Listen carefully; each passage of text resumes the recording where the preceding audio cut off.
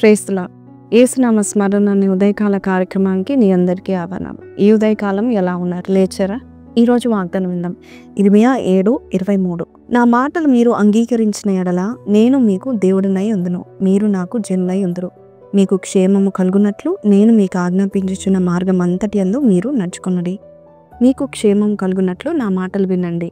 ఇంగ్లీష్లో ఎలా ఉంటుందంటే, all will be well when you listen to me. నా మాటలకు ఒబీడియన్స్ చూపిస్తే ప్రతిదీ కూడా సక్రమంగా జరుగుతుంది. ఒకసారి ఒక తల్లి దగ్గరికి ఒక చిన్న పాప వెళ్ళి, మమ్మీ మా ఫ్రెండ్స్ అందరు పిక్నిక్ వెళ్తున్నారు, నేను కూడా వెళ్ళొచ్చా అన్నది. అప్పుడు తల్లి అన్నది, వద్దమ్మా వెళ్ళొద్దు అని చెప్పింది. అప్పుడు ఆ యొక్క చిన్న పాప వాళ్ళ ఫ్రెండ్కి వెళ్ళి చెప్తే, నేను రావట్లేదు, ఇంకా మా మమ్మీ వద్దని చెప్పారు అన్నది.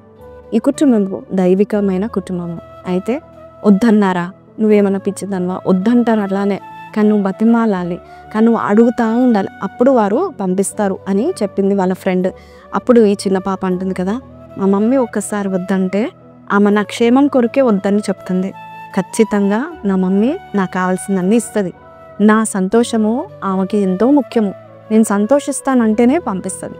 లేక అక్కడ ఏమైనా కీడున్నా ఆపదన్నా భయము కలుగుతుందన్నా నన్ను పంపించదు. నా క్షేమం కోరి చెప్పింది కాబట్టి నేను ఆమెకి లోబడతానని చాలా చక్కగా జవాబు చెప్పింది ఆ యొక్క చిన్న పాప.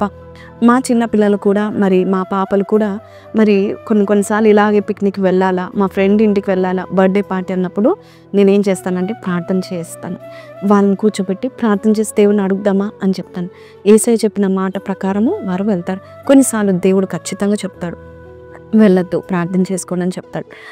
అప్పుడు వారు మాటకు లోబడతారు. నాకు చాలా సంతోషం అనిపిస్తుంది.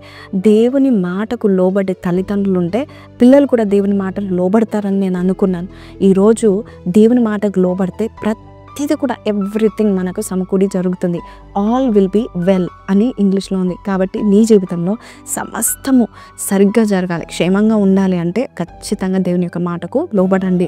కొన్నిసార్లు కొంతమంది పిక్నిక్లను, ఎక్స్కర్షన్స్ అంటూ వెళ్తూ, మరి బీచెస్ అంటూ వెళ్తూ ప్రాణాలు కోల్పోయి వస్తూ ఉంటారు. కాబట్టి ఈరోజు దేవుడు మీకు ఏది చెప్తున్నాడో ఆ మాట మీరు వింటే కనుక నీ క్షేమం ఉద్దేశించి దేవుడు చెప్తున్నాడు. అంతేకాదు, ఆయనకు లోబడిన వారినంట దేవుడు జనములలో వారిని హెచ్చిస్తాడంట. ద్వితీయోపదేశకాండము 28:1 ఉన్నట్లు ఆయన ఆజ్ఞలకు లోబడితే చాలు, మనల్ని దేవుడు హెచ్చిస్తాడు. ఈరోజు ఈ మాటలు వింటున్నా నీవు దేవుని యొక్క ప్రతి మాట లోబడి చూడండి, దేవుడు మిమ్మల్ని గొప్ప చేయబోతున్నాడు. ఈ మాట మీతో మాట్లాడినట్లయితే చిన్న ప్రార్థన చేస్తాను. కళ్ళు మూసుకొని ప్రార్థన.